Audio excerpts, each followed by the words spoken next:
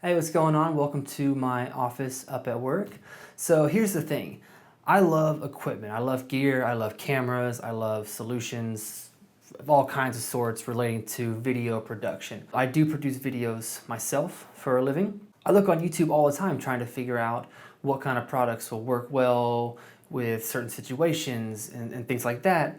And a lot of times I get kind of let down because I don't get practical information. Sometimes there's not information there, and sometimes it's just various information that doesn't pertain to how things are actually going to work out for you in the field. So one of the first things that I want to talk about is this Varavon T-Power 7412. We picked it up on B&H, and it is just an external battery pack for the Sony a7s. The one that I powered at my house, I usually power, if I'm not using the included Sony batteries, I'm using an XT power bank that I got on Amazon. It's about 50 bucks. The problem with that one is it does output 9 volt power instead of the 7.4 volt that the camera needs. Now there's some videos you can find about that. A lot of great information if you look down in the comments.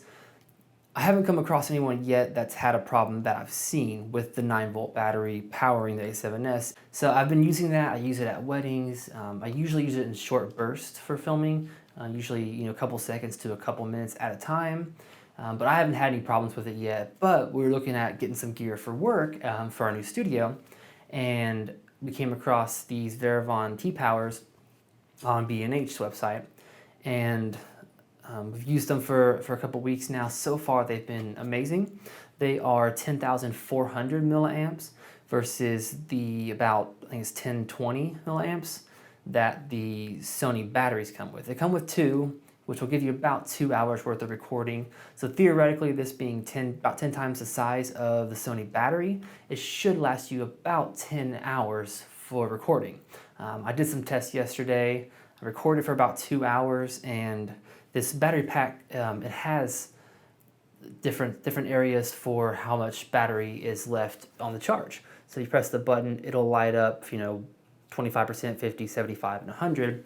And I shot for about 2 hours on it, just sitting on my desk, shooting the wall, and it went to 3 lights instead of the 4 after about those 2 hours. So given that rate, it should last about 10 hours. I've used it for some shoots that we did, and we record for an hour or 2 at a time. Same thing I'd have about 75% left according to the lights on the battery pack. So it's been awesome. I haven't had any problems.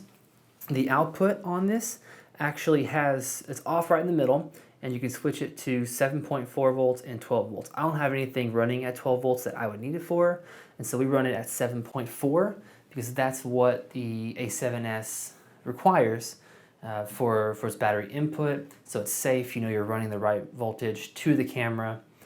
Haven't had any problems with it. It's been amazing. So the dummy battery just goes straight into the bottom of the camera. There's a door that opens up that allows for the cable to run out. Send the other end of the cable into the 7.4/12 volt output on the device. And all you do to turn it on is just put it on 7.4. You may need to press the on button. It's also the check button. But once that lights up, once you're ready to go, you can turn your camera on. Screen will light up. You're ready to go. There's like one comment right now on B&H about this battery pack, and the only one thing that, if you want to call it negative, you could, but right now it shows 100% because this is a fully charged one. If you can see it, the battery indicator, now the Sony batteries are smart lithium or something like that, and they will show you the percentage of battery left, and so far that seems to be working pretty well with those batteries. You have the indicators on here, which seem to work well. I'm a pretty safe person. Anytime I'm shooting, I'm probably, once it gets to one light for about 25%, I'm probably going to stop using this unless I have to continue with this. At that point, I'll probably switch out and use the Sony batteries to finish up the shooting or whatever I need to do while this is charging or whatever.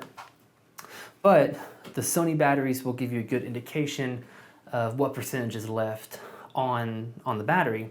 This one, however, the percentage it'll just kind of keep dropping over a couple hours, like an hour or two, and it'll go to 0. Nothing stops when you hit 0. It'll continue recording, but you should still have your 30-minute time limit for the A7S.